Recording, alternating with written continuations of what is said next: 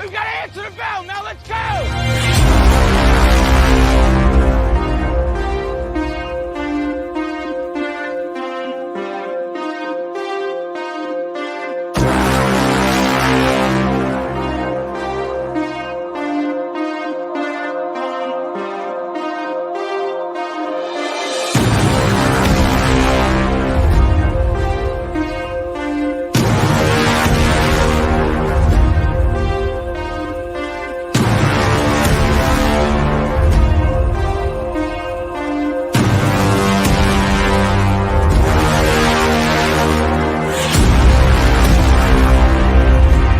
Right.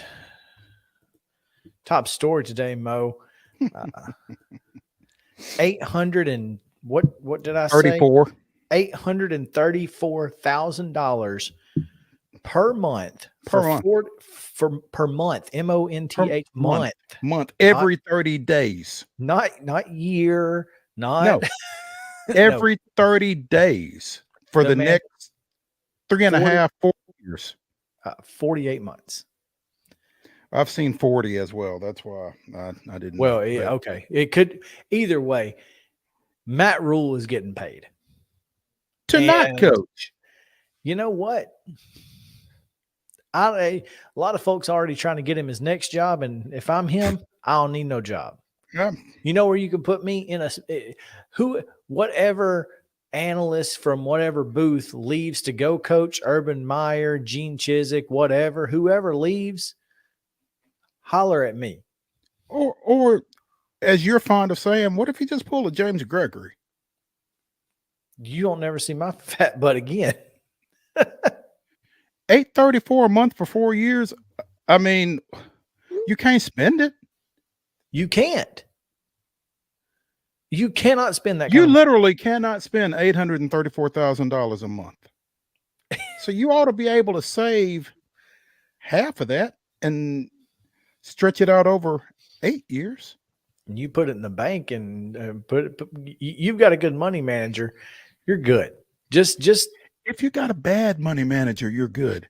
There's that. So listen, again, a lot of folks are out here trying to get him his next job, but I'm going to ask you a question, and you're going to give me the exact answer. I know you're going to give me, but why in the world would a football coach go from the professional football ranks and willingly coach in college football, where it's now you've gone from a 9-month out of the year job to a 12 months out of the year job? You got to work every day because you got to go into these kids' houses. You got to travel across the country all the time. You got to do this. You got to do that. You got to wine. You got to dine. And then once you get them, you got to keep doing it. You got to do the transfer portal bull crap. You got to deal with all of this stuff. Why would you do that if you've got $48 million in the bank? Ego. That's absolutely the only explanation there is for that. Here's, if you're Matt Rule and you care about, what people think of you as a football coach, you obviously can't end on this note. But you know what I can do? I can take 5 years and let myself rest. Or I cannot care what people think of me as a football coach because I got $48 million in the bank. And I proved what I can do at Baylor. I got to the NFL. I mean, that's the pinnacle. Right. Yeah, it doesn't matter if you're not good. Clearly. I mean, it doesn't matter because who cares? You were good enough to be hired as a head coach in the NFL. That's enough for me. For $48 million. Yes. And you were good enough to get fired and still make $48 million because apparently you had a pretty dang good agent. Yeah, that's insane. I am mad at him. No, I'm really not mad at him. I'm not. I'm not mad at him at all. In fact, I'm a little jealous, if anything. I know, right? We picked the wrong career. Because trust me, when I got fired, I didn't get $48 million. No. And either time. At any time. Yeah. None of the times I got fired did I get. None of them. Not a one. Yeah. I mean, it's rough out there for football. It's hard out there for a pimp. Yeah. And for Matt Rule. Great line there. That was fantastic. That said, Chris, which job would you point him at of the 5 that are currently open at the collegiate level? Arizona State. I think Wisconsin. He was at Baylor, man. Yeah, but he was. Those are different worlds. The Baylor Big and 12, Wisconsin, the Big 12 and the Big 10. Big 12 and the Big 10. I think you think you're a better fit at somewhere like an Arizona State. Here's what I think is here's what I think I do if I'm Matt Rule. If I'm Matt Rule, here's what I do. Nothing. I wait for Oklahoma to fire Brent Venables. That's going to be a while. That's not happening this year. Then they might fire him before they go to the SEC. Now he certainly has time to wait. That's what I'm saying. At 8:34 a month. Yeah, got plenty of time. And if somehow Oklahoma makes their way around, you still got your pick of any job. You can wait for a job. You wait for the job you want. It's going to come open eventually. You're not wrong. I mean, almost every job in the country, sans maybe 8, are going to come open at some point in the next few years. And who's to say that those 8 don't somehow find a way to come open too? Who knows? Okay, so since you've popped the top on Oklahoma, how concerned does Tennessee have to be about that job coming open again? None. I think the way that they treated him when he was there before, I think he's out. He's out at Oklahoma. I don't think he would go back if they wanted him. Yeah, I just feel like there's no possible way, right? The scores are just too crazy. Why would you go back to again, Mo, we've said, how many times have we said this? Go where you're celebrated, not where you're tolerated. They don't even tolerate him out there. At least they didn't the last time he was there. Now, based on his success at Tennessee and based on his success as a head coach at the Power 5 level, and based on the lack of success with the current guy, would they beg him to come back? Yes. But he also knows that if he doesn't win national championships, plural, he knows exactly what's going to happen. He knows exactly how it's going to play out. So why would you put yourself in that situation when Tennessee, by the way, this is the 5th time that I've been able to wear this shirt on a Monday here on Main Street Sports Today. That's right. The orange and white checkered. Tell me it's been to the cleaners or otherwise. I wash it every week. Okay, cool. Get that on the chair right behind him. Yeah, I'm not that. Again, I'm not superstitious. I'm just a little stitious. Just a little stitious. Gotcha. So, but yeah, I don't think Oklahoma is a problem for Josh Heupel. I don't think he would want to go there. Now, maybe he does. Maybe I'm crazy, but I wouldn't. I don't know. Well, I mean, I think it's a question that has to be asked, though. Oh, they're going to call it's your alma mater, They're going to call him, but the way that he's got things going here now, obviously we don't know what is he going to have another Hendon Hooker? Is Nico going to be some fantastic, 4-year guy? Is, what's going to happen in the future? You just don't know. But the way that he's turned this program around this quickly, I don't think that it matters at all. I think he's going to be at Tennessee as long as we'll have him. And I can tell you, as a Tennessee fan, the way that it's gone the last 2 years, I will take him as long as he wants to be here. No doubt. So retweet. There you go. We've got Dave Hooker of Off the Hook Sports set to join us in the show, and maybe we should just ask him that question too. Get his read on the situation. But let's take a quick break while we can, and we'll take our first break of the day. Mid-Tennessee Bone and Joint treats your orthopedic injuries and existing conditions. Our trained physicians will get you back in the game faster. Contact us at 931-381-2663 or www.mtbj.net.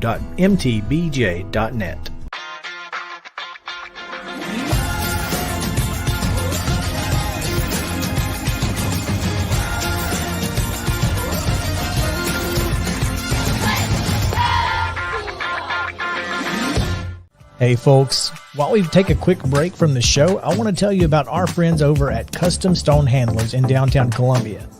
Ed Rich and his team at Custom Stone Handlers believe in leadership. And outside of the military, our greatest leader building platform is sports. Custom Stone Handlers proudly encourages young people to get in the game.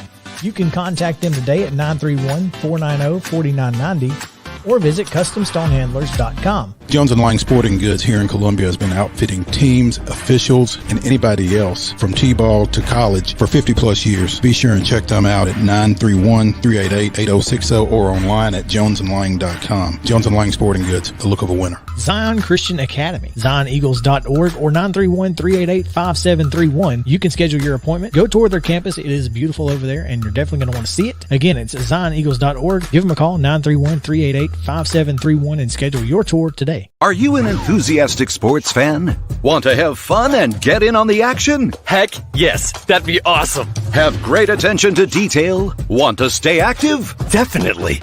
Want to give back to the student athletes in your community? Obviously, yes. Then you'd make an excellent high school sports official.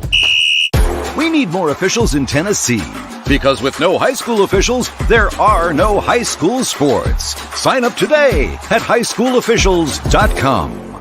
Mid-Tennessee Bone & Joint has been the official sports medicine provider for Maury County Schools for more than 40 years. We specialize in orthopedic injuries, and our Ortho Quick walk-in service lets you bypass the ER. Visit us online at www.mtbj.net.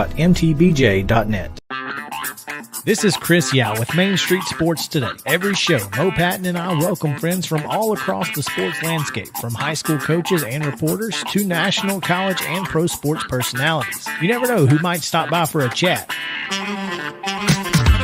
AP Tennessee Sports Editor, three-time Tennessee Sports Writer of the Year 2020 TSWA Hall of Famer. She covers the Titans, the Predators, the Grizzlies, college football, and hoops. Please make welcome Teresa Walker. Former University of Tennessee, former Team USA Olympian, ex-Cy Young Award winner, R.A. Dickey. R.A., did I miss anything? Man, that was sweet. Yeah, I need to listen to that before I go to bed every night. That was nice. Has 5 sports Emmys. That's not bad for the other guy in Wham, Ryan McGee. The other guy in Wham married the best looking girl, Bananarama, so the other guy in Wham had a pretty good life. From preps to pros, we're taking on the sports topics you care about. Tune in across Main Street Media social platforms at 2 p.m. or on demand on your podcast distribution platform of choice.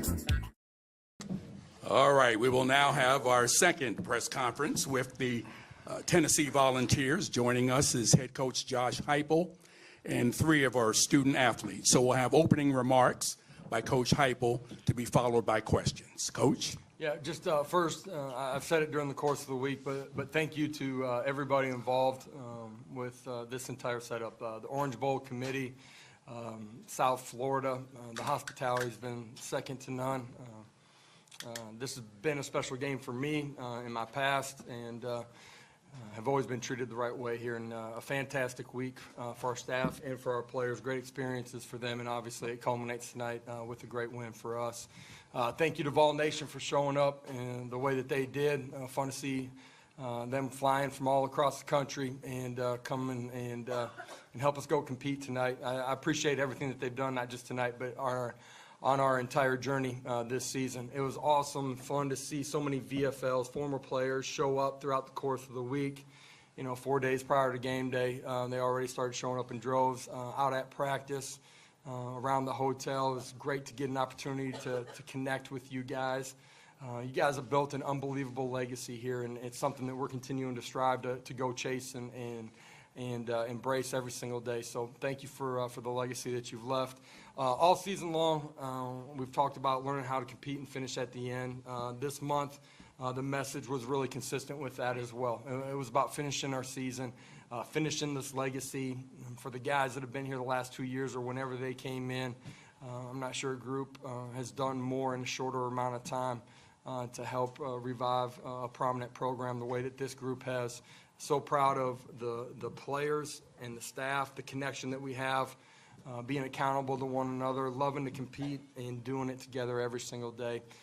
Tonight was a lot of fun.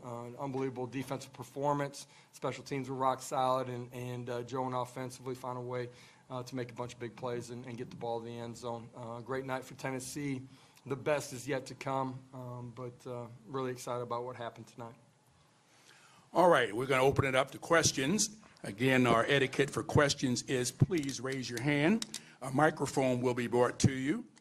Please state your name and your affiliation and ask the question and name to whom you would like the question to be answered. We'll begin down front.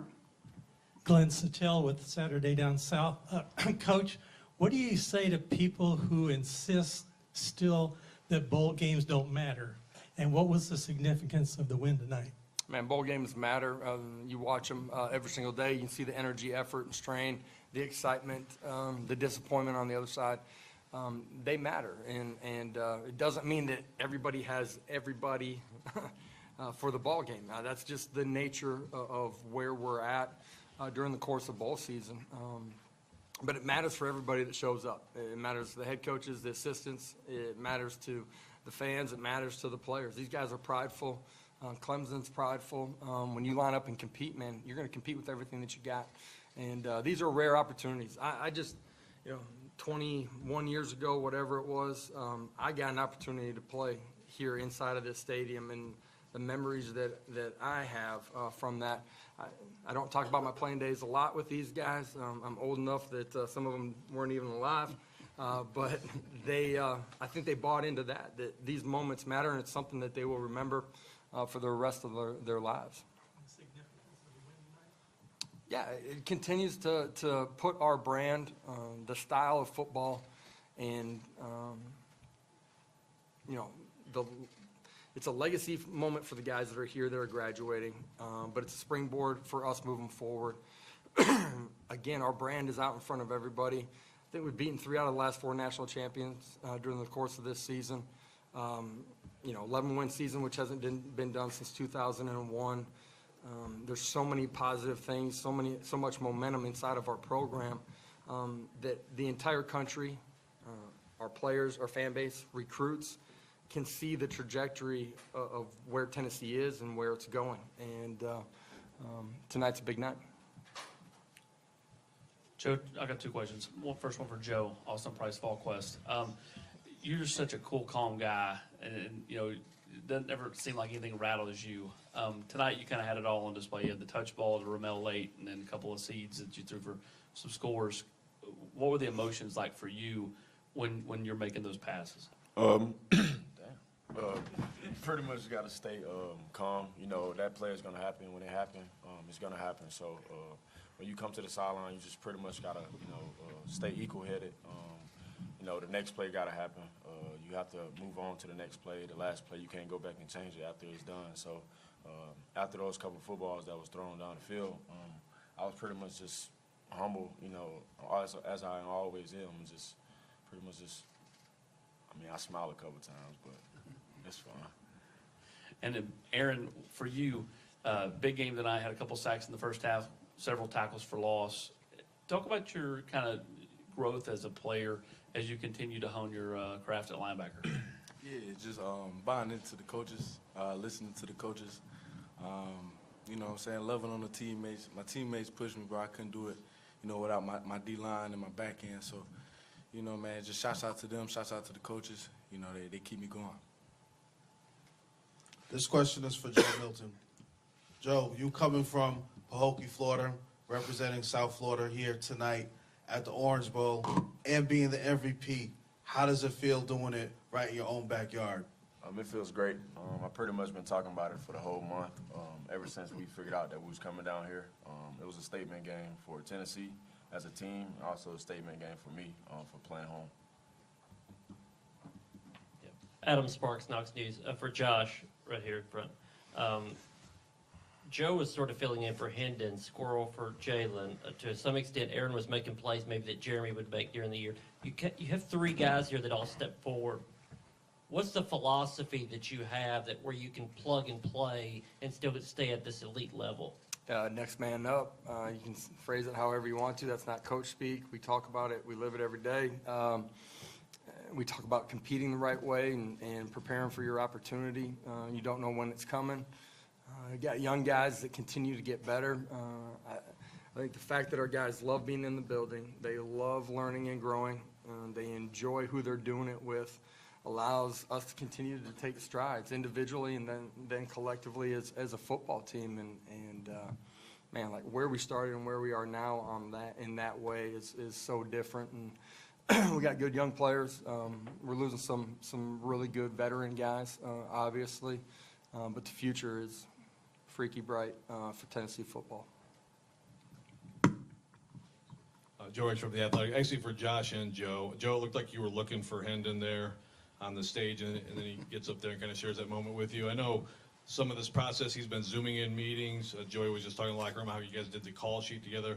What's this been like, this leading into this bowl game, sharing this with him, and then again, for both of you, on just kind of his presence still as part of this team, even while he's been hurt? You got it, because I kind of checked out. I'm not going to lie. I thought it was to you. Okay. You're going to have to repeat the question. Nah, you good, you good. For me, me and Hendon live together for this whole semester of school. So, just watching film together every day, just enjoy these moments that we have. Any play can be your last. So we pretty much just, every time we go home, pretty much just talk the game plan out. And after we talk it out, he'll come back to my room probably at like 1 o'clock and saying something like, "Oh, I don't really like that read, JoJo. How you feel about it?" And, we'll talk about it. I don't matter what time it is. I mean, we'll get up in the morning for meetings. So, you guys said you're in bed at 10:30 every night, man. What are you talking about? We got to get that work. Okay. Those right there pay off. But, other than that, man, it just felt special, having him up there. He put in a lot of work for this. I mean, if you want to be truthful, he got us here. So I had to get it done for him. Josh, Vince Farrar, 99.1 The Sports Animal. Can you talk about why your defense was so effective tonight and what some of the game plan was that you executed? Man, obviously there was a ton of pressure, multiple in our fronts. Thought we did a good job against the run game. End of the first half, got a little bit tired. They hit some on us, a little bit in the third quarter. But multiple coverages on the back end, and we played better gap integrity. We tackled better in space, and we were better in our coverage. Not perfect. Obviously, the PIs were disappointing on our part, but continued to fight and compete. And great red zone defense. Situational football tonight. You got to get points when you're in the red zone. You need to get sevens, and defensively, we found a way to tighten up when they are on the plus side of the 50 and holding the field goals. They didn't make many of their attempts, and found a way to get off the field. Created turnovers too.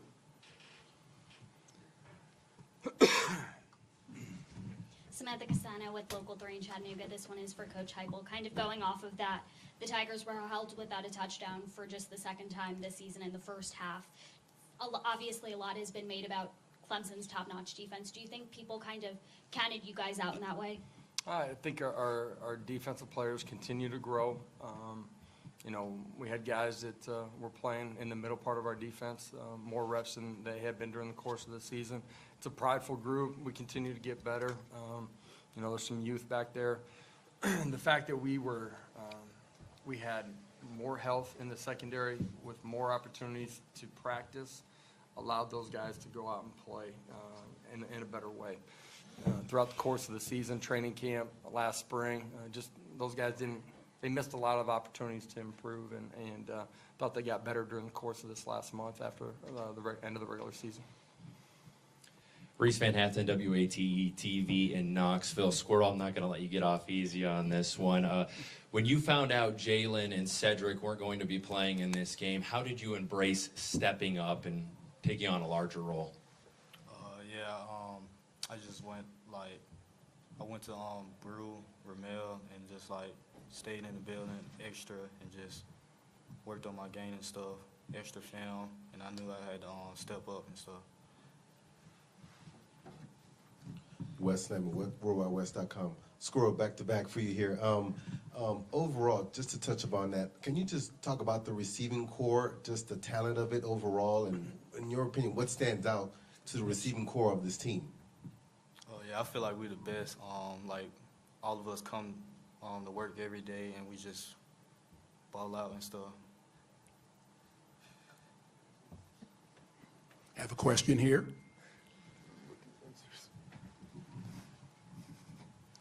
Hey, Josh, on the field afterwards, I heard you say the best is yet to come. That seems to be a mentality you've had throughout your tenure here. How often do you preach that to the guys in the room, and where do you think that comes from for you? Well, I know that, where we started, where we've gotten to, but there's so much left out there for us. And, that's in individual habits. It's, us continuing to improve it in communication as coaches, refining what we're doing inside of our building as we continue to develop depth inside of our program, recruit. One of the great lessons, I said this to the football team after the game tonight, is, 2 years ago, there was so much outside noise that wasn't necessarily positive, and none of those guys paid attention to it. They decided collectively and individually to go accomplish something, and they worked for it. And if you set your mind to something and you work, you really can go about accomplish anything. And that's a great lesson for this football program, but it's a great lesson for these guys as they move into life. And as we continue to move forward, everybody inside that locker room understands there's a whole lot left out there for us that we can improve upon, that we control, that can help us continue to climb as a program. All right, Josh, I'll throw it back at you. The previous question is Hendon Hooker, and just zooming in for meetings as he's out, he has his knee looked at, and just being a presence here. What does that mean? What has just he meant in the last 2 years? Well, the fact that he's committed to this program and to his teammates, to Joe in some ways, that he wants to be a part of this experience, that he wants to finish his legacy here the right way. I think it speaks to everything of who he is. And this program has climbed, and this is not taken away from anybody else inside of the building, me included. All right, this doesn't happen without Hendon. And I say that meaning that, and these guys would say it too, like he's special. As you build a program, you got to have somebody that's selling your message from inside, that lives that message every day and gets the locker room headed in the right direction. And Hendon wasn't the only guy that did that, but he certainly was spearheading it. And there were a lot of guys that started moving us in the right direction from the inside out.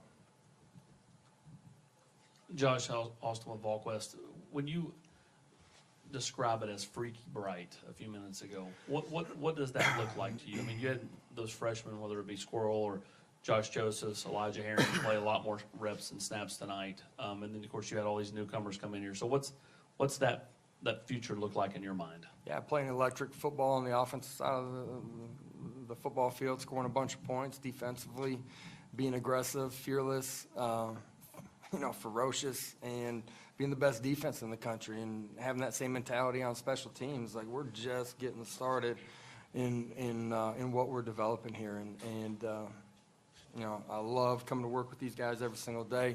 As we continue to recruit, man, our brand is in front of everybody again on a national stage. It was a primetime game, and they got a chance to see who we are, how we play, how we compete together, the connection, the energy. And, man, I think someone wants to play an exciting brand of football and have more fun than they can imagine. Man, it's a great place to come compete on Rocky Top, and an unbelievable fan base. Noah Taylor, Bravos.com. Squirrels, for you. I talked to Joe the other day. He said that you guys kind of developed a relationship when you first arrived, and he just really trusts throwing it to you down there. I mean, how much has he kind of helped in your development over the last year? When I first got here, like, I was rolling with the twos and stuff, and like Joe would be my quarterback, and he was just like hit me and stuff and strive and stuff, and we just found it like a Was the ball coming hard, Squirrel? Yeah, it was actually. Yeah, actually knocked me off my feet. But yeah.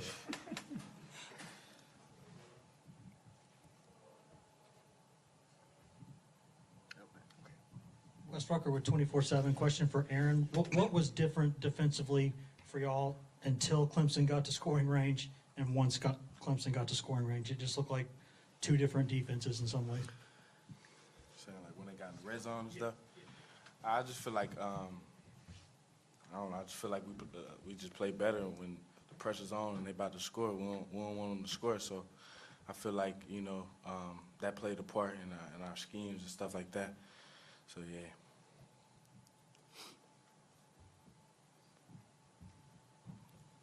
Squirrel, back to you again.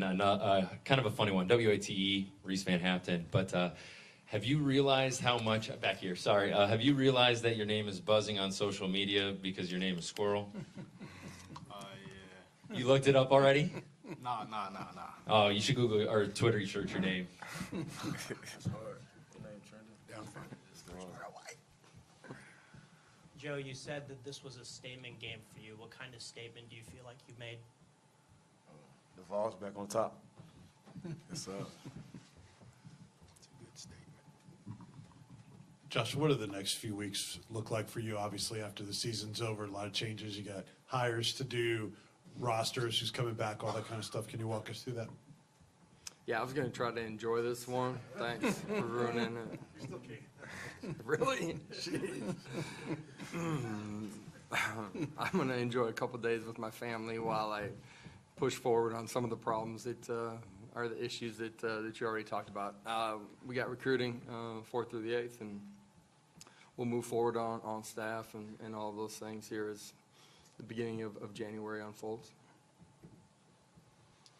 Brian Armstrong, News 12 Chattanooga. You said, this is for Josh, you said that getting back in the rhythm of calling plays wasn't going to be an issue. Was it?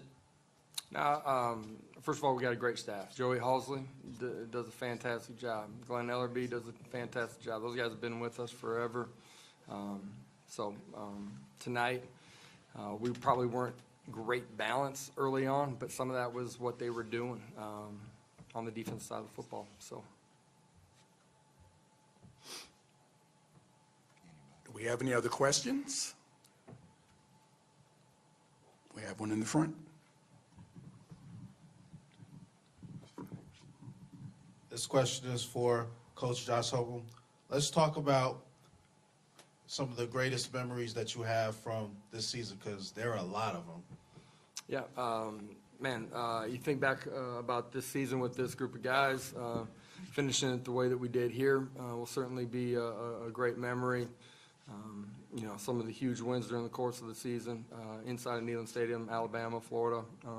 As much as anything, though, you really do remember just the daily interaction and the journey that you're on with these guys every single day in the meeting rooms, out on the practice field, eating dinner with these guys. The further I talk to them a lot about it, and I say that because of my playing days, Rand. When I look back on those days, it's not just the playing that you remember. A lot of it's just the small interaction, the moments that you get a chance to hang out with your brothers. And it's been a really special journey here with these guys this year.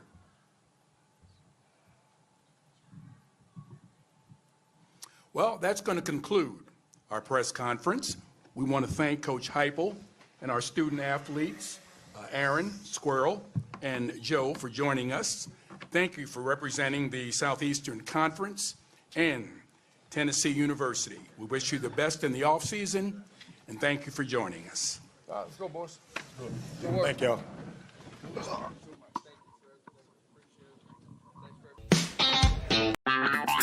This is Chris Yao with Main Street Sports Today. Every show, Mo Patton and I welcome friends from all across the sports landscape, from high school coaches and reporters to national, college, and pro sports personalities. You never know who might stop by for a chat. AP Tennessee Sports Editor, three-time Tennessee Sports Writer of the Year 2020 TSWA Hall of Famer. She covers the Titans, the Predators, the Grizzlies, college football, and hoops. Please make welcome Teresa Walker. Former University of Tennessee, former Team USA Olympian, ex-Cy Young Award winner, R.A. Dickey. R.A., did I miss anything? Man, that was sweet. Yeah, I need to listen to that before I go to bed every night. That was nice. Has 5 sports Emmys. That's not bad for the other guy in Wham, Ryan McGee. Other guy in Wham married the best looking girl, Bananarama. So other guy in Wham had a pretty good life. From preps to pros, we're taking on the sports topics you care about. Tune in across Main Street Media social platforms at 2 p.m. or on demand on your podcast distribution platform of choice. Once again, back at SEC Media Days in the College Football Hall of Fame here on Main Street Sports Today, presented by Mid-Tennessee Bone and Joint. Chris Yao alongside Maurice Patton, the Hall of Famer and Sports Writer of the Year. JP Plant on the controls, making sure everything gets taken care of. It's been a great week, as we've told you so many times today, and boy, what a show this is shaping up and has been. So I'm looking forward to the rest of it and many more great guests. I've been impressed, and maybe I'm a little biased, but I've been impressed with the guests that we've been able to come up with while we've been here. And I'm just saying, our guest list is pretty high up there on a normal basis. But boy, things are just getting better. We've raised our game. We have, in fact, raised the bar. But now we've set expectations for our listeners, Mo, which means we have to meet those expectations. So, yeah, make sure we get the phone numbers for everybody when we leave here. Gotcha. Already on it. Looking forward to this segment now as we have an exciting guest.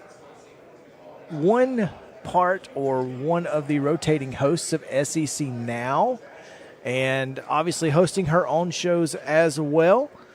She's on Thinking Out Loud, presented by Regions, and Out of Pocket with Alyssa Lang. It is, in fact, Alyssa Lang. I'm a little nervous. I'm going to lower the bar for guests now. Oh, no. Apologies in advance. It sounds like you guys have had a great guest list, so hopefully I'll just keep it the same. Status quo. We're in the right state for you to be wearing that suit. Thank you for saying that, because I've heard you've gotten some slander today. Oh, I've gotten so much, and I knew it was going to happen. So let me just put that out there. Well, let me just set it up, though. Yeah. University of South Carolina graduate Alyssa Lang. Yes. Now, that kind of explains why people might be a little upset. A little upset. People are upset. When I say people, I mean my beloved fellow alumni and fellow Gamecock fans. To set the stage, I am in a head-to-toe bright orange suit, which, I know that as a Gamecock, I'm not supposed to have orange in the closet. I understand this. This is my only piece of orange, or two pieces with the pants and the blazer. But it was one of those things, and I've been trying to explain it to everybody. I tried it on. I fell in love with it. It was comfortable, so I bought it, and I'm wearing it, and it is what it is. But I still love my alma mater. I guess they're asking you, why did you even try it on, Yeah, right? they are. In the name of fashion, you know what? Fashion took precedence in this outfit choice. But I can tell Tennessee fans and Florida fans and Auburn fans that it's for them. So it works today. Sounds like a female version of Kenny Chesney over here. There you go. I'll take that. That's fine. I love me some Kenny. Understandable.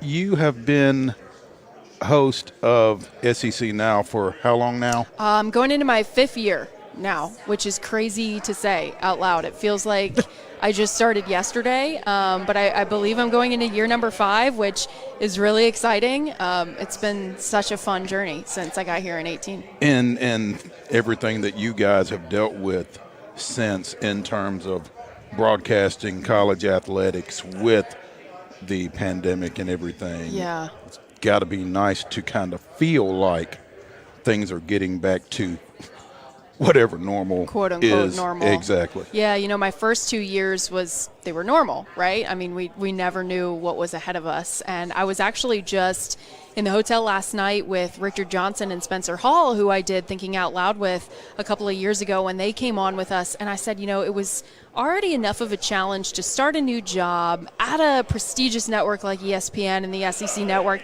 That's challenging enough in normal circumstances. And when they joined us, it was in the middle of a pandemic when we were doing TV from 4 boxes and from all over the country. So we were having that conversation about how much respect I had for them to start their journey with us quite literally in the middle of the coronavirus pandemic. But yeah, I mean, it's been a crazy journey to just see how we've adjusted to watching the SEC do what they can to make sure that the student athletes are in the best position to not only compete, but stay healthy and stay safe. How thankful that they've been throughout all of this, that we have indeed been able to make it work, even if it hasn't been normal. And it's really nice to just be back here. I think Commissioner Sankey said it on Monday that we should never lose sight of the fact that we are all here together in this room talking about college football when 2 years ago we didn't know when we'd be able to do that again. So I know I'm very thankful for that too. Alyssa Lang of SEC Network joining us here on Main Street Sports today. And Alyssa, when you kind of get ready for a football season, this is really kind of when things start getting real. Mm-hmm. Obviously, you have to prepare before now because you have to talk on you have to talk on your show Yeah. a little bit later. But so what is the preparation like for someone who went from covering one team to now trying to know everything about the entire conference on the conference's network? Yeah, you kind of have to be an expert. Exactly. It's always a work in progress, right? I'm always adding different things to my preparation routine. But, I worked in local news for about 7-8 years before getting to ESPN. And in that arena, I think it really prepares you for all of these things, right? When I was in Columbia, South Carolina, I was covering South Carolina and Clemson. When I was in Jacksonville, I was covering Florida, Florida State, and Georgia. But you're also covering dozens of high school football programs, high school basketball programs. I was also covering the Jaguars or whatever NBA team was nearby. So it kind of helped me prepare for learning everything I needed to know about a wide variety of sports. So then coming to the SEC, obviously, all these programs, 14 teams, 16 in a couple of years now, and we're talking about Texas and Oklahoma already, obviously, so I'm basically prepping them too. The process never really stops. I'm always on social media. I'm always scrolling through team sites to keep track. With the transfer portal's the hardest thing. Oh, gosh. Who's gone? Who from what school is at this school now? That's the hardest thing for me personally to keep track of, and I think a lot of people probably feel the same way. But I listen to local radio stations constantly to get an idea of what the hometown teams are thinking, what the hometown fan base is thinking. So it's just a constant, I guess, treating it like I'm a fan of college football, right? And that's what all of our listeners and viewers are doing constantly. They're always engaging and consuming content from their favorite teams and from their rivalry teams. That's what we do, right? We eat, sleep, breathe this thing. So that's how I approach it. It's not like this buckle down and study my notes for a week or whatever it is. Sure. It's just an ongoing process that I can't get away from it. I love it. So I always have my nose in something. Mo, she said she covered from preps to pros. There you go. That's right. That's our tagline here at Oh, Main I Street love Sports it. today. Here we go. So Here we go. we like that. We fit right in. We may Yeah. even clip that out. Alyssa Lang of the SEC Network joining us here on Main Street Sports today. Alyssa, really appreciate your time and look forward to seeing you on SEC Now. Thank you guys for having me. Absolutely. All right, when we come back, we are going to continue coverage from SEC Media Days here on Main Street Sports Day, presented by Mid-Tennessee Bone and Joint. Don't go anywhere. Be right back. That was not the right thing. That's not. But it's going in. That's definitely going to happen. That's not typically how we go out. No, in fact, that's never how we go out. It's a new tradition. Are you an enthusiastic sports fan? Want to have fun and get in on the action? Heck, yes. That'd be awesome. Have great attention to detail? Want to stay active? Definitely. Want to give back to the student athletes in your community? Obviously, yes. Then you'd make an excellent high school sports official. We need more officials in Tennessee. Because with no high school officials, there are no high school sports. Sign up today at highschoolofficials.com. Mid-Tennessee Bone and Joint has been the official sports medicine provider for Murray County Schools for more than 40 years. We specialize in orthopedic injuries, and our Ortho Quick walk-in service lets you bypass the ER. Visit us online at www.mtbj.net.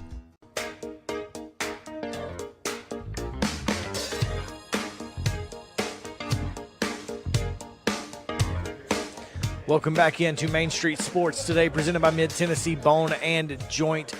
Chris Yao, Mo Patton, JP Plant here with you from the College Football Hall of Fame in Atlanta, Georgia, site of the 2022 SEC Media Days. Hope you guys have had a fantastic time throughout this show, and I know you were waiting patiently for that final segment of the day that features Coach David Cutcliffe, who will join us later in the show. Make sure to stick around for that. But first, we've already had one bowl executive in the house. Mm-hmm. Now we have the Peach Bowl representative, Mr. Gary Stoken. And Gary, now you got to be careful. What's that? It's not the Peach Bowl. It is the Chick-fil-A. It's the Chick-fil-A Peach Bowl. There you go. And because you may get a somebody's got to Chick-fil-A pay the sandwich bills, after that, right? for that. And the Chick-fil-A kickoff game. Yes, so he just won up Harold Grader and the folks over in Memphis with the kickoff game as well. The Chick-fil-A kickoff game is one of the longest running, or is the longest running kickoff game, and you guys have really kind of set the tone for those neutral site opening weekend matchups. Well, I appreciate that. You know, out of adversity comes positiveness. We, in 2006, when the old BCS said we're going to bring on a championship game, we made a bid for it. We didn't win. The Fiesta, Rose, Sugar, and Orange went to a double host model where they'd hold their game. 2 weeks later, they'd host the national championship. In 2007, the NCAA legislated a 12th game to the schedules. And I went to my board and I said, well, if we can't get in the BCS on the back side of the season, let's start the BCS on the front side of the season. And so we started the Chick-fil-A kickoff game format with Clemson against Alabama. Clemson was number 9. Alabama was like 25th. Alabama came in, won the game. And if Nick Saban were here, he would tell you that was the start of their run. They've been on ever since. They won the national championship the next year. So we've had a lot of success, a lot of great teams in our Chick-fil-A kickoff game. And it's really kind of become, you know, what we call it, what's the word I'm looking for, Chris? I'm not sure. Well, required viewing, but yeah. Appointment television. Appointment television, yes, Yeah. thank you. I mean, everybody kind of circles that weekend and that game as soon as it's announced pretty much, and this year's no different, Oregon and Georgia. 2 top 10 teams. And we just announced today a sellout. The game is sold out. So if you were planning on coming, but you don't have tickets. Secondary market. Secondary market, and it's going to be have fun with that. It's going to be up there. Yeah, it'll be like bourbon. You don't want to pay that. You know, how did this game come about? Because we were talking, you could, if you had all the information today that you had to put a game together, you couldn't come up with a better matchup than Oregon and Georgia. Yeah, and great storylines with Dan Lanning leaving Georgia and being defensive coordinator, and now coming back. His first game is against his friend Kirby Smart and his old team. Bo Nix leaving Auburn, going to Oregon, possibly being the starting quarterback. And it's interesting, better lucky than good sometimes. I had met with Mario Cristobal probably about 3 years ago at the Pac-12 Media Days and said, Mario, I have Georgia in 22. How would you like to play them? And he said, I'd love to play against Kirby because they were on the staff together under Nick at Alabama. Right. And so I did the deal with Mario and Rob Mullins, who was at Kentucky and now is the AD at Oregon. And then Dan Lanning winds up getting the job. So you never know what would happen there. But, you know, putting these together, you talk to a lot of ADs and a lot of coaches and find out who they would play, who they wouldn't play, what openings they have in their schedules. And you try and, you know, I look at the recruiting to see who's recruiting well. You look at what matchups may be interesting from a national perspective. So it's kind of Rubik's Cube to put it together, but we've been very fortunate to have some great matchups and great games like we have this year. And, you know, over the next few years, 24 we'll have Georgia against Clemson. And then 25, South Carolina, Virginia Tech, Syracuse, Tennessee. So, yeah, we've been blessed to have some great matchups throughout the years. Syracuse, Tennessee. That's going to put Tennessee fans back to 1998. Exactly. Yeah. A lot of orange in the stands. Yeah, that's always a good one. Now, in addition to Oregon, Georgia, you've also got Clemson, Georgia Tech. Now, is that a conference game for them? Yeah, that's the start of the ACC conference. We met with the ACC and said, look, they have in their TV contract with ESPN an unopposed TV slot on Monday night at 8 o'clock in primetime, which is a great TV spot. And we said, when it makes sense, we'll work with you and put a game on Monday night. It has to be, you know, local teams to some degree because people have to work on Tuesday. So Georgia Tech loves playing in this. They love being in Mercedes-Benz Stadium. So we were able to do it this year with Georgia Tech Clemson to open the ACC season. And then next year we've got Georgia Tech Louisville on Saturday to open the season in the Chick-fil-A kickoff game. You know, you mentioned Georgia Tech loves to play in this. In 2017, they played number 25 Tennessee and overtime game. Overtime 42-41. Yeah, I remember sitting at home watching that one. That's the one Jawan Jennings broke his hand in. Yeah. Well, you got a good memory. Yeah. Well, it was pretty memorable. Yeah, in our neck of the woods. Yeah, Gary Stoken with the Chick-fil-A Peach Bowl joining us here on Main Street Sports today.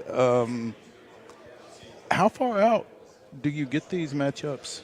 Yeah, we're out through 2025, but you're always talking to coaches and ADs, finding out, and looking at schedules, future schedules, to see where they may be an opening. And then you look at expansion. Oklahoma, Georgia now are going to be in the SEC together after 24. Well, Georgia is supposed to play Oklahoma out there in 23, but Oklahoma is not supposed to come to Georgia until 31. Well, that game's not going to get played because they're in the same conference. So that might be an opportunity for Georgia, Oklahoma. So I pitched them to come here and play a one-off in our Chick-fil-A kickoff game. So you're always working the future to see what may work and what may not work. And, all you can do is take swings at bat and see if it if you connect. Swing hard in case you hit it. There you go. That's right. Well, I tell you, I mean, when you look at some of these previous matchups, they've hit it and hit it pretty hard the biggest part of the time. You mentioned that Clemson-Alabama game in 08. The next year it was Alabama and Virginia Tech. That was number 5 against number 7. Yeah. Also, Boise and Georgia in 11. That was 5 and 19. Yep. Number 1 Alabama and Virginia Tech in 13. That one didn't go so well for Virginia Tech. I remember that game too, thinking, this is the real beginning of the dynasty. I mean, Alabama obviously won in 09, and then Auburn played for it, but that Virginia Tech game really set them apart. Yeah, they won at 35-10. Alabama did. So, yeah. But you've had some pretty close ball games, regardless of the rankings as well, and that's kind of what you're looking for. I mean.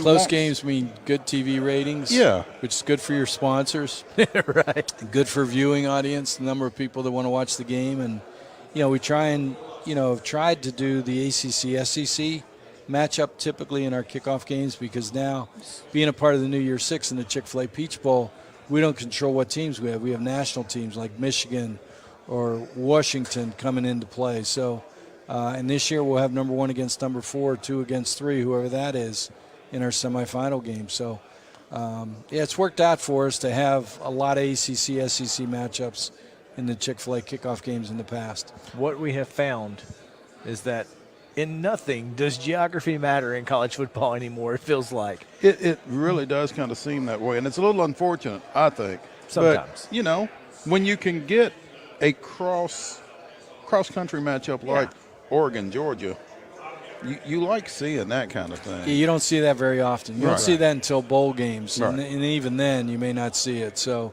yeah, we had Auburn, Washington, in 18. Mm-hmm. So, yeah, we'll get outside of the conference if there's going to be a ranked team to come in and play. So it's worked out very well, and we've basically changed the face of college football on the front side of the season, because prior to the kickoff games, most teams would play, a smaller school just to get a win and, kind of get their season started. Now we've learned that, most people want to play a tough game because the CFP demands you play a tough non-conference schedule. And it's even trickled to the FCS. Now in Montgomery, they have the FCS kickoff game. It has become a really important factor of college football at every level. So you guys were obviously the trailblazing the trendsetters organization, the trend setting. Yeah. So it's important. Well, that's what we like to do. We were responsible for bringing the Hall of Fame here to Atlanta because we thought that in the capital college football it would do well. It's done well here. In South Bend they were doing about 60,000 people a year. Now they're doing, pre-COVID, about 300,000 through here. So, it's good for tourism. It's good for college football to have something like this. And we're all about giving back to college football. and you give back to just youth in general. It is college football's most charitable bowl organization with $59.2 million in total donations since 2002. The Peach Bowl is dedicated to the future of student athletes and college football, and you guys have done as well, if not better than anybody else. So, Gary Stokel, thank you so much for your efforts since 1998. He's been doing this and has done a fantastic job. Absolutely. So thank Thanks, you Chris. for Thanks, doing Mo. it. Appreciate you and having thank you us. for taking time. Thank you. Absolutely. All right, we're going to take a quick break. When we come back, more from the College Football Hall of Fame and SEC Media Days on Main Street Sports Today, presented by Mid-Tennessee Bone and Joint.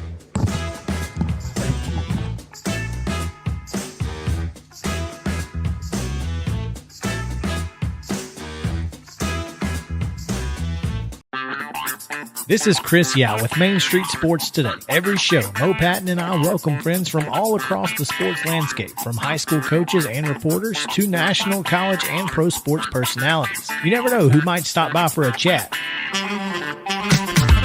AP Tennessee Sports Editor, three-time Tennessee Sports Writer of the Year 2020 TSWA Hall of Famer. She covers the Titans, the Predators, the Grizzlies, college football, and hoops. Please make welcome Teresa Walker. Former University of Tennessee, former Team USA Olympian, ex-Cy Young Award winner, R.A. Dickey. R.A., did I miss anything? Man, that was sweet. Yeah, I need to listen to that before I go to bed every night. That was nice. Has 5 sports Emmys. That's not bad for the other guy in Wham, Ryan McGee. The other guy in Wham married the best looking girl, Bananarama. So the other guy in Wham had a pretty good life. From preps to pros, we're taking on the sports topics you care about. Tune in across Main Street Media social platforms at 2 p.m. or on demand on your podcast distribution platform of choice.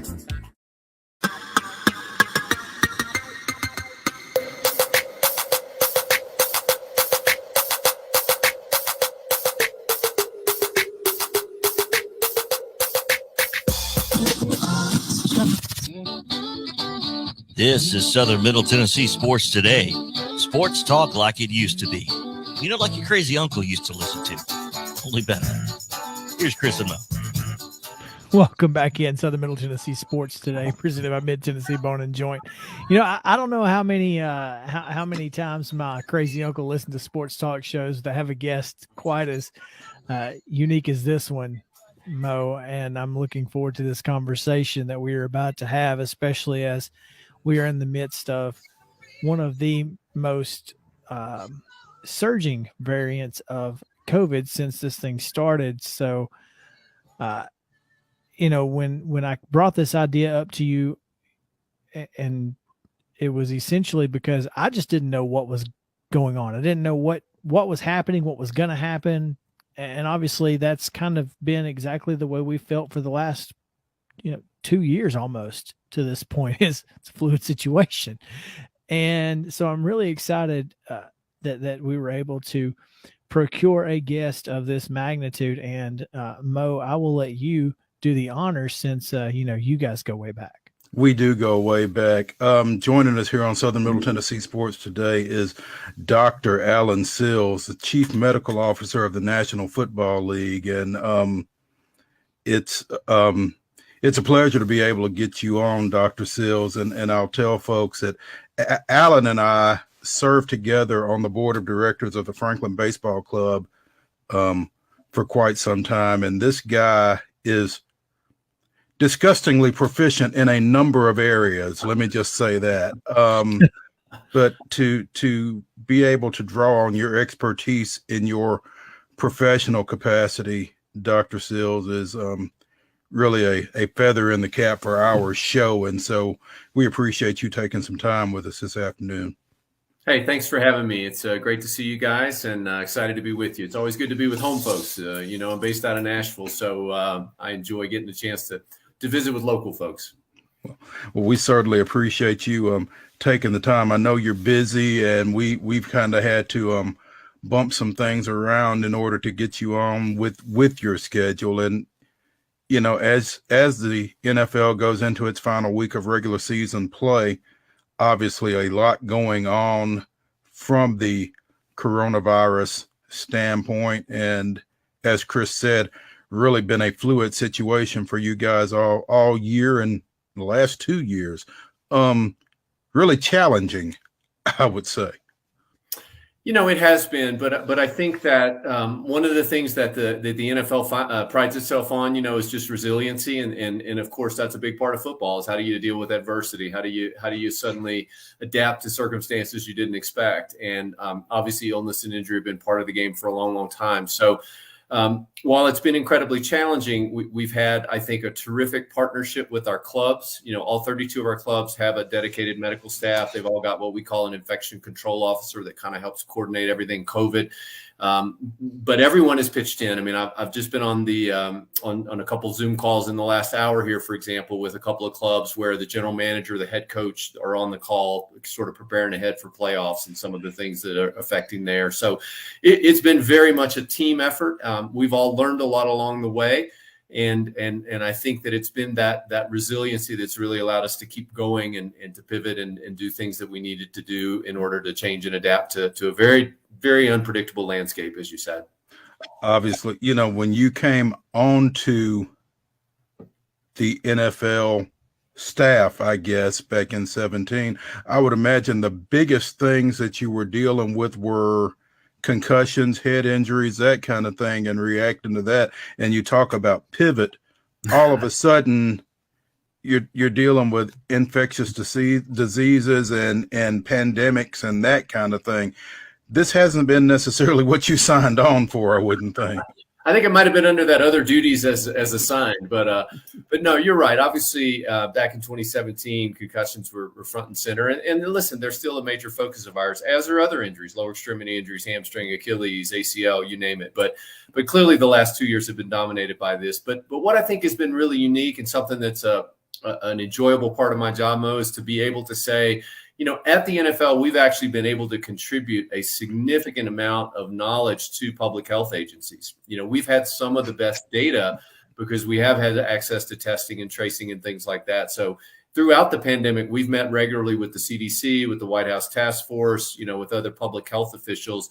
We've actually published a couple of papers with the CDC, and we've got another one in the works that'll come out in a few weeks. So I think it's been gratifying that we've been able to take our experience in the NFL and apply that in a way that's really benefited the broader public health effort and hopefully showed the way forward. Because what we've tried to do at every point, Mo, is we've tried to say, yeah, there's this virus and there's a set of things we have to do to deal with it. But let's also keep in mind that there's some things in life we enjoy doing. How can we go forward and do both of those at the same time and do it in a safe manner?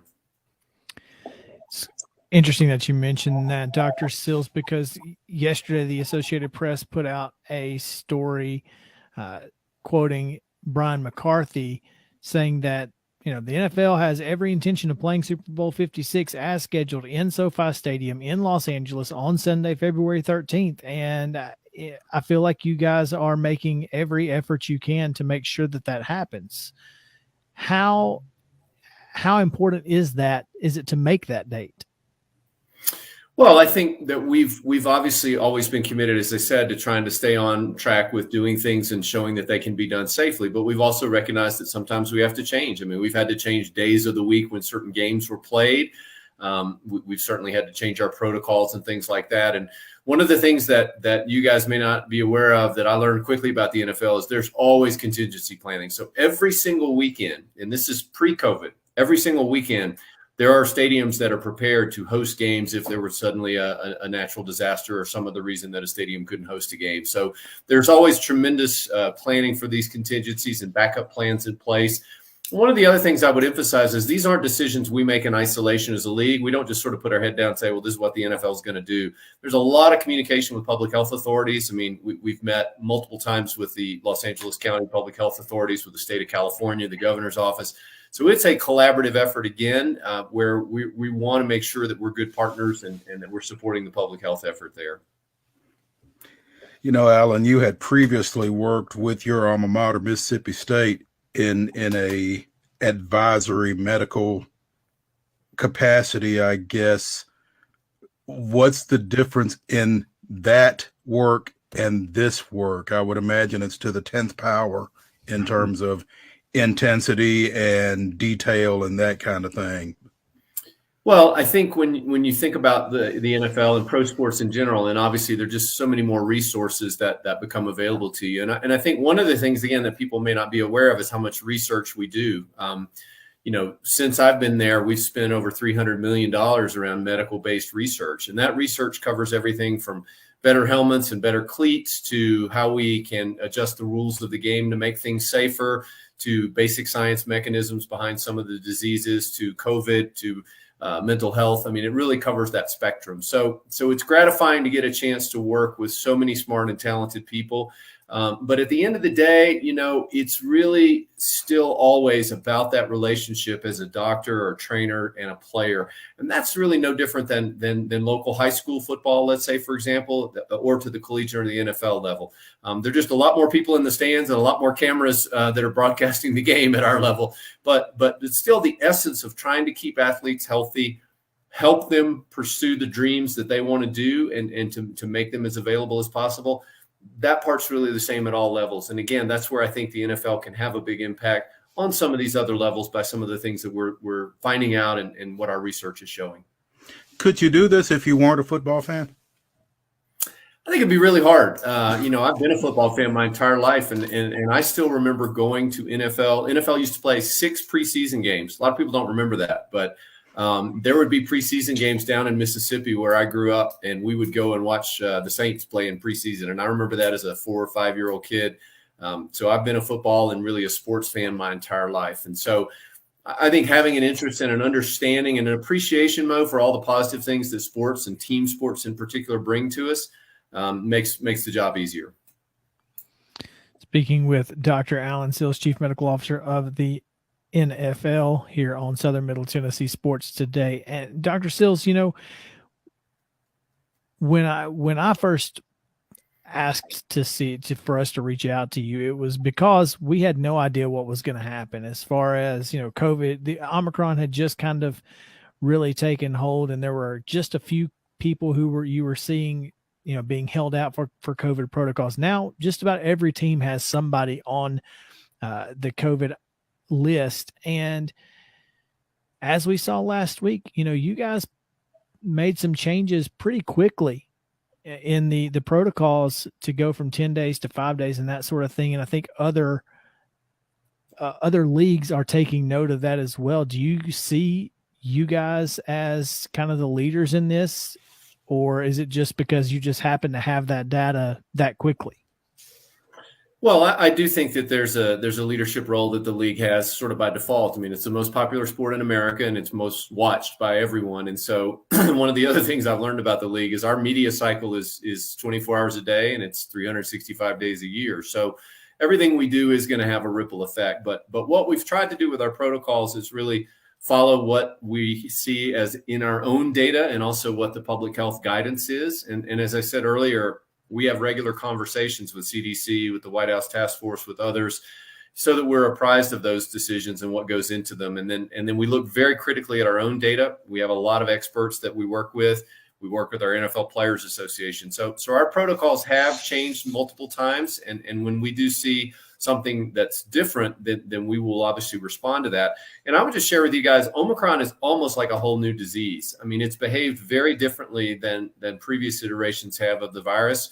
And so it really required us to go back and augment some things based on what we were seeing in our data. And it hit the league very hard, just like it's hitting our country. It's almost like a tidal wave that washed in. And we saw overnight really a conversion from all of our cases being the Delta variant to being this Omicron variant. So because of that, we had to sort of pivot and respond to it. And I think that the steps we've taken have amplified and echoed what the public health authorities are doing. Certainly interesting.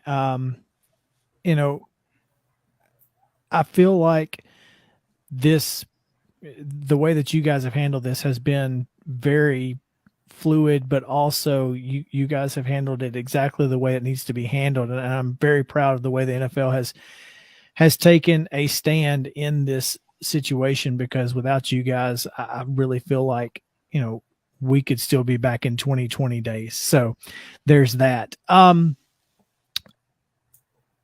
Do you feel like this is going to be something that we have to deal with for the foreseeable future, or is it just taking it day by day? Well, I'm sort of a fan of Yogi Berra's theory on this, and he said it's really tough to make predictions, especially about the future. And I think that we've certainly seen that be correct with regard to this virus.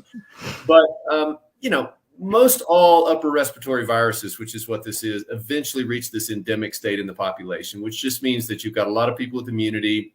They remain contagious, but they're not as severe. And I think that's what we all see this moving towards.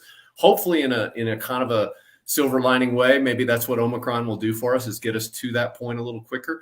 But I do think this is going to be around, and I think it's about how do we learn to live with it. And again, protecting the vulnerable, taking common sense precautions, but at the same time trying to go forward with life, because I think we all recognize that we miss out on things. I mean, certainly I wouldn't sit here and argue to you that sports are an essential part of life, but they add a tremendous value, not only on a national basis, but on a local level. And so having kids with the opportunity to participate in sports, team sports, individual sports, I think these are really important things. And so we will, I think, learn a lot from this, and hopefully, it will help us as we approach future surges of illness, because we know there will be others down the road. But I do think that we're heading towards a more endemic state with this. And my own personal projection, if you will, for 2022 is that we'll be approaching that stage of, just like influenza, that COVID-19 is going to be out there. It's going to affect a lot of folks, but there's certainly steps that we can do to protect against it and to live with it and coexist, if you will. One last thing, we got just less than a minute to go, but I just wanted to get your. I assume you're not an ortho doctor or anything, but are you surprised to see Derrick Henry potentially going to play either this weekend or in the next couple of weeks? We never comment on specific players or specific injuries, and so I wouldn't touch that. But I would just say that he's obviously an amazing young man, an amazing player. And I have a lot of confidence in the medical staff of the Tennessee Titans. They're folks who've been doing it a long time. They've got a lot of expertise, and so I know they'll make the best decision together with the player. And that's really what sports medicine is about. If you look at it, these aren't about one person telling another person. You've got a player who obviously is a competitor, wants to get back, but they're going to participate and have a meaningful voice in that discussion as well. Dr. Alan Sills, Chief Medical Officer of the National Football League here on Southern Middle Tennessee Sports Today. Thank you so much for taking some time with us. It's been very enlightening, and we are so excited to have had you on. We appreciate it. Hey, thanks, guys. All the best. When we come back, we have more to talk about, Mo. We've got a lot going on, including we've got NFL, college football, all kinds of great. Mid-Tennessee Bone and Joint treats your orthopedic injuries and existing conditions. Our trained physicians will get you back in the game faster. Contact us at 931-381-2663 or www.mtbj.net.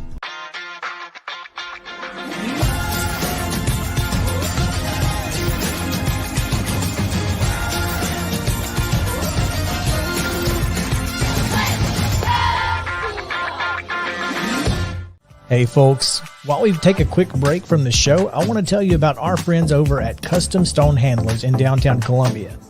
Ed Rich and his team at Custom Stone Handlers believe in leadership. And outside of the military, our greatest leader building platform is sports. Custom Stone Handlers proudly encourages young people to get in the game. You can contact them today at 931-490-4990 or visit CustomStonehandlers.com. Jones & Lang Sporting Goods here in Columbia has been outfitting teams, officials, and anybody else from T-ball to college for 50-plus years. Be sure and check them out at 931-388-8060 or online at jonesandlang.com. Jones & Lang Sporting Goods, the look of a winner. Zion Christian Academy, ZionEagles.org or 931-388-5731. You can schedule your appointment. Go tour their campus. It is beautiful over there, and you're definitely going to want to see it. Again, it's ZionEagles.org. Give them a call, 931-388-5731, and schedule your tour today. Are you an enthusiastic sports fan? Want to have fun and get in on the action? Heck yes, that'd be awesome. Have great attention to detail? Want to stay active? Definitely. Want to give back to the student athletes in your community? Obviously, yes. Then you'd make an excellent high school sports official. We need more officials in Tennessee, because with no high school officials, there are no high school sports. Sign up today at highschoolofficials.com. Mid-Tennessee Bone & Joint has been the official sports medicine provider for Maury County Schools for more than 40 years. We specialize in orthopedic injuries, and our Ortho Quick walk-in service lets you bypass the ER. Visit us online at www.mtbj.net. So what we do have here now at the table is SEC Commissioner Greg Sankey. And Commissioner, thank you for taking time to join us. I know that you have been incredibly busy. Have you gotten your steps in this week walking up and down Radio Row? Yeah, probably so. And I'm going to run silent tomorrow and let the voice recover. Yeah. I'm about 2 octaves lower than I was on Monday after all the talking. You kind of got that radio voice. I going. do. It's a good sound. I have a face for radio, too, I think. As do we. Yeah. Here's a question. We're going to try and see if we can find something that you've not been asked this week. Pronounce your hometown. Well, I was born in Auburn, New York, so that's easy. But I grew up in Skaneateles, so it's about 30 miles west of Syracuse. My wife moved there, and that's where we met, and that's still home. Skaneateles. Yeah. I never would have gotten that. In a sounded like it's spelled, I'd have never gotten that. Yeah, I don't have a name, image, and likeness deal, but if you ever make it up there, Doug's Fish Fry, top of my recommendation list. The Yankee pot roast at Sherwood Inn is like a running joke with my staff because it's Yankee pot roast. Beautiful lake, clear water, and this time of year it's nice. It's really nice to be there. February, not so much. Well, anywhere in New York in February is probably not the best place to be. So how does a guy make it from Skaneateles, New York to Birmingham, Alabama? You know, I graduated, my undergraduate degree was from Cortland State, which is like about 30 miles away from my hometown. And I really intended to be a teacher and a coach, high school level, hoped maybe someday you could work at the college level. And my vision was, you know, I grew up in central New York, which is rural, a lot of lakes, called the Finger Lakes region. So east to Albany, New York, the state capital, west to Buffalo, south to Binghamton. That was probably my range of vision when I was 21, 22 years old. And I started sending out resumes, and I answered a classified ad in the Syracuse newspaper for a job as intramural director at Utica College. And I'm taking the time to tell you this story because it'll explain why I'm here in some ways today. And interviewed, and lo and behold, I worked at a college right out of earning my bachelor's degree as an undergraduate. But it allowed me to go to Syracuse for my master's, and they paid for it. And it took me 2 years. I had to do an internship. And again, I just sent resumes out all over the country. I ended up in Natchitoches, Louisiana. My wife and I had been married 8 months. I made $500 a month as an intern at Northwestern State University. Like Gary Reasons had played there, if you're a New York Giants fan in the 80s. Mark Duper played for the Dolphins. Bobby Hebert had just left. Some others who went on to success, but I was in charge. I wasn't in charge of anything. I dealt with a bunch of stuff. Moved to the Southland Conference in '96, became that conference's commissioner, and that, for your region would be a colleague of the Ohio Valley Conference. Sure. But in the middle of that, I meet Mike Slive, and I'm telling him this story, and when I get to the Utica College part, he looks at me because he was born and raised in Utica, New York. And we served on some committees together. We became friends. And then I had called him because I was a candidate to replace him at Conference USA, and I asked, where's the search? And he said, I don't know, but I have a job here. Would you think about it? And went through about a month of consideration and left Dallas, a commissioner's job, big title, smaller conference, to come to a big conference with a smaller title. And I had a number of opportunities to leave, and always felt an attachment to the work in the SEC, and went through a search in 2015 and was in Nashville, was where the decision was made to select me as the conference's 8th commissioner, and it has been a whirlwind since. Roy Kramer, Mike Slive, Greg Sankey. It's not a bad run. Well, I sat, when I was a young commissioner, in a room with Mike Slive and Roy Kramer, and to be even identified with the two of them is one of the greatest honors I can imagine. I worked with Mike for 13 years. We lost him a few years ago to cancer, and the lessons I learned from him continue in me today, and I still call Roy.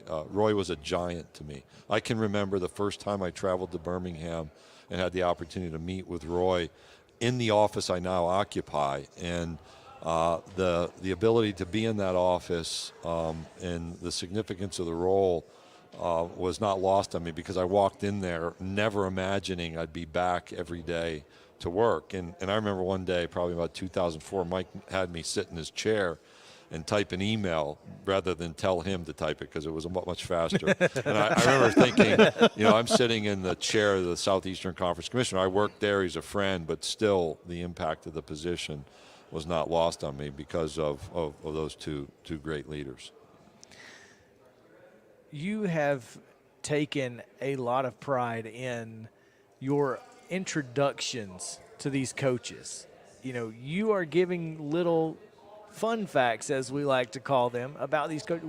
Why is that important to you? Does that help maybe media humanize the coach, or that something like that? Why is it important for you to do that?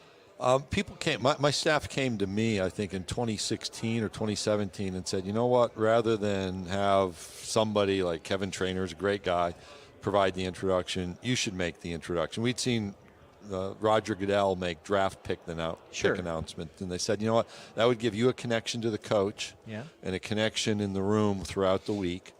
And so we started with things that were typed out, like wins and losses, bowl records, how long they'd been a head coach. And then I just asked, can we find something else that would help me? But more to your point, I've gotten to know the coaches. So if you were to ask me what's my favorite thing, it's the people. What's the worst thing? It can be the people too. So there's, sure. But I get to know our coaches who are on the sidelines or on TV or on podiums. I get to know them as real people. And Jimbo was our 14th coach, and he and I, he was at dinner with his wife, and my wife and I were walking to dinner, and we'd gone through all of this kind of noise, had a really good first day of coaches meeting conversation, and I just asked him about his son, who's battling a form of anemia, and he just went on for about 10 minutes about the research that his foundation is supporting, and the advances being made. And it's really remarkable, and that's a human story. Kirby Smart's wife ran a 5K with me up in Indianapolis to support education. Mike Leach and I were talking about who in the world invented neckties, and Mike was fairly critical of the inventor of the necktie, and I said, well, at least we don't have to wear powdered wigs to these things and knickers. So we got to have a laugh, but one of the benefits is getting to know them as humans, and wanting to present a little bit of the relational, personal side is actually the intent that we've grown into in those introductions. Who comes up with those tidbits? Is your staff doing that? Yeah, Are you doing that yourself? No, our community. Well, it's a combination. So I just actually discarded my Josh and Jimbo notes, and so there'll be about 6 or 8 notes that are typed up for me. And then both of those had handwritten notes from me. So I knew Josh had been a finalist for the Heisman Trophy, had led Oklahoma to a national championship. And as we were talking in advance, I was reminded, and I voted for him, so I'll disclose this, for the College Football Hall of Fame. So he's a nominee for the College Football Hall of Fame as a player. Mm-hmm. We're in the College Football Hall of Fame. And so that was one of my notes. And then I put a little bit about Jimbo and what he communicated about the specifics of his son's visit to University of Minnesota Hospital and some what he said that day. And so there's a combination of what's prepared for me and then what I know, and usually that's done just from memory on the fly. So the note about Brian Harsin working on his Mustang, was that you or was that somebody else? That was in there, and then we went further, and because I had a 1976 Ford Mustang, which was a Mustang 2 in the day. He's working on a 1969 Mustang Mach 1, Mach 2, whatever the label was, and is doing a whole rebuild.